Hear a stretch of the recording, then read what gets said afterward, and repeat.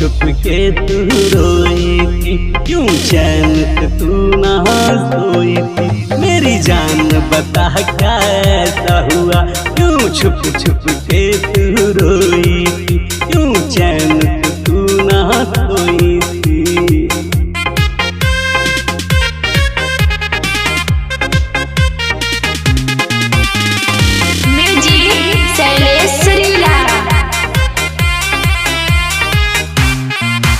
आधी रात में नींद भी गहरा था, उस पे भी उनका पहरा था।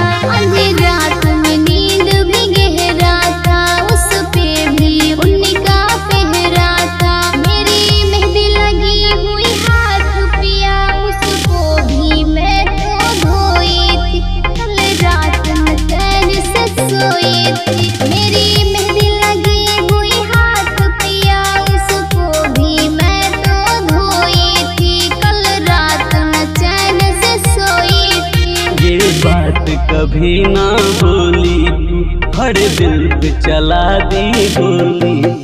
ये बात कभी ना बोली तू, हर दिल पे चला दी गोली।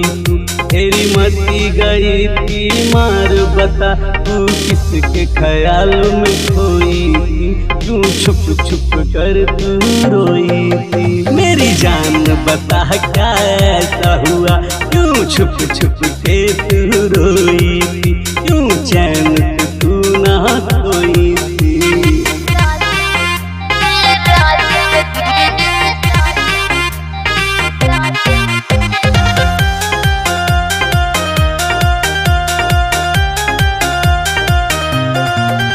सुनो अमर विदेशी बात मेरी, अमित कश्यप से कहनी सा दिल की लगी। सुनो अमर विदेशी